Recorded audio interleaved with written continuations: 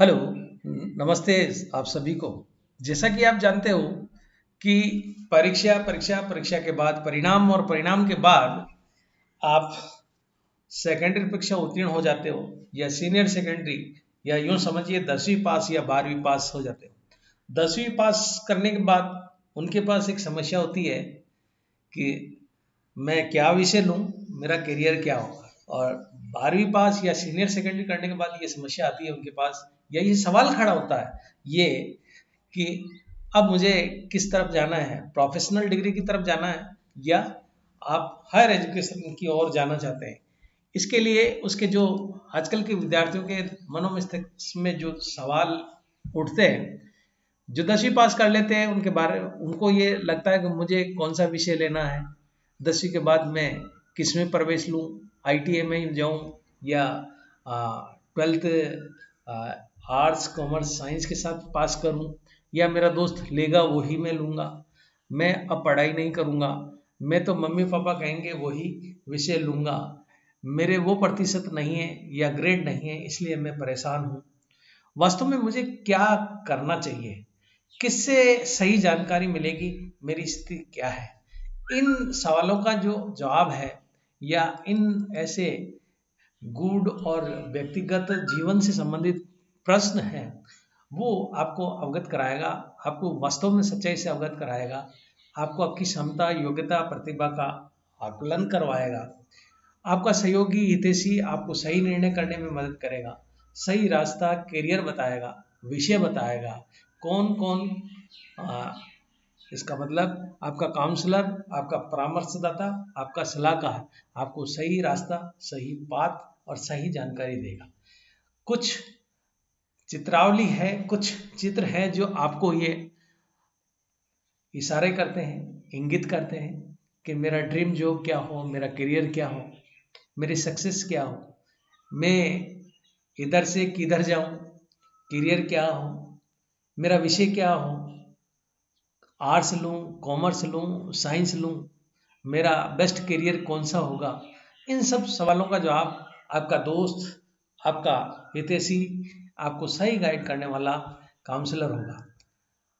अब वास्तव में देखा जाए तो आपको सच्चाई से अवगत कराएगा, आपकी क्षमता से क्षमता प्रतिभा योग्यता से आकलन करवाएगा, आपका सहयोगी हितैषी हित साधना करेगा और इस प्रकार आपका काउंसलर सलाहकार आपकी मदद करेगा।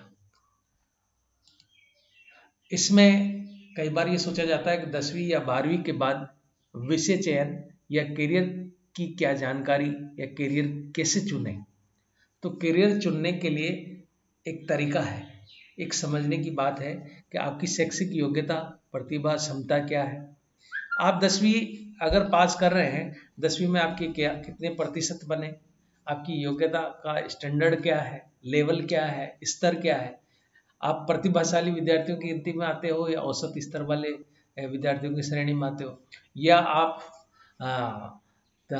तीसरे स्थान वाले विद्यार्थी हो, प्रतिभा संपन्न क्षमता वाले योग्यता वाले हो, और साथ में आपकी पारिवारिक पृष्ठभूमि कैसी है, आपका परिवार का आर्थिक स्तर कैसा है। कई लोग साइंस लेना चाहते हैं, साइंस लेने के लिए आपके पास आपकी योग्यता होनी चाहिए।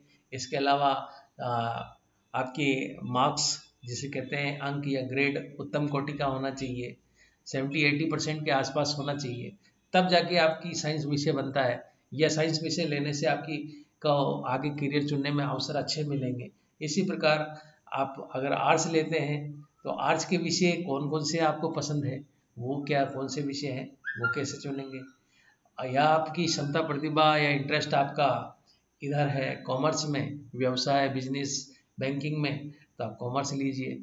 तो सबसे पहले आपकी शैक्षिक योग्यता प्रतिभा और क्षमता कैसी है, वो आपकी प्रोग्रेस रिपोर्ट, इसके अलावा आपकी पृष्ठभूमि क्या है, और तीसरे स्थान पे आता है आपका आर्थिक स्तर क्या है।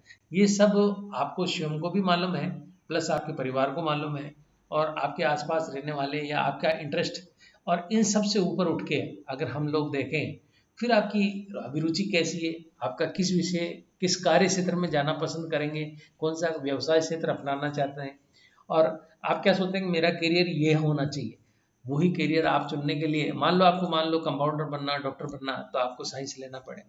मान लो इंजीनियर बनना तो पीसीएम आपको लेना पड़ेगा, या आप बैंकिंग या बिजनेस में जाना चाहता तो कॉमर्स लीजिए आप, भले ही आपके मार्क्स उत्तम कोटि के हो, उच्च श्रेणी के हो। अगर आपका क्षेत्र कॉमर्स या बिजनेस से संबंधित तो बिजनेस में जाइए, या एडमिनिस्ट्रेशन या टीचिंग लाइन या दूसरे लाइन में आप जाना चाहते हो तो आपकी रुचि विषय और उसी अनुसार और आपका कार्य क्षेत्र बनेगा। तो आपका माई करियर भी आपका प्रॉपर होना चाहिए। ये सब आपके माइंड में पहले से मनोमस्तिष्क में आ जाने चाहिए, जिससे आपको लगना चाहिए कि मेरे विषय ये होने चाहिए। उसके बाद विषय चयन करना पड़ता है। मान लो 10th क्लास आपने पास की, 10वीं पास की, आपका विषय कौन सा है, आप जो कार्य संसार आपने पसंद किया, जो आपने कार्य क्षेत्र पसंद किया, आर्थिक स्तर के आधार पे या आपकी पारिवारिक पृष्ठभूमि के आधार पे आप जो, तो उसी आधार पे आप अपना विषय चुनिए, आर्ट्स, कॉमर्स, साइंस, कला, विज्ञान, वाणिज्य। उसके बाद स्वयं का ज्ञान क्या कहता है, आप अंदर का मन आपका क्या कहता है, आपका मनोमस्तिष्क क्या कहता है कि मुझे मेरी जानकारी पूरी है, मेरे परिवार के बारे में मैं स्वयं जानता हूँ, मेरे आसपास के कार्य संसार कैसे हैं, मुझे कौन से काम मिल सकते हैं, होटल बिजनेस से लेके, पत्रकारिता से लेके, आपकी इंजीनियरिंग से लेके, बैंकिंग से लेके, ये सारे आपको, जिससे आपको अपने आप को स्थापित करने के अवसर मिल सकते हैं।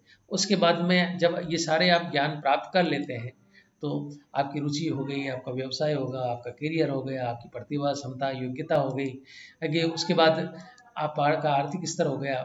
उसके बाद में अंत में आइए कि आपका निर्णय क्या है। मेरा निर्णय, मेरा विषय चयन ये रहेगा और मेरा कार्य संसार ये रहेगा। जब ये सारे आप डिफाइन कर लेंगे तो आपको जीवन में सही तरीके से स्थापित होने से कोई नहीं रोकता। आप अपना स्वयं का विषय स्वयं चुनिए। मैं आपका दोस्त होस्ट डॉक्टर CS भाटी, इसी के साथ okay bye bye. Next video के साथ तैयार रहिए। ज़्यादा जानकारी के लिए आप मुझे अधिक से अधिक शेयर करें, कमेंट करें, और क्या चेंज करना है इसके लिए मुझे अपने कमेंट्स दीजिए और जानकारी दीजिए। Okay, now thank you, bye bye.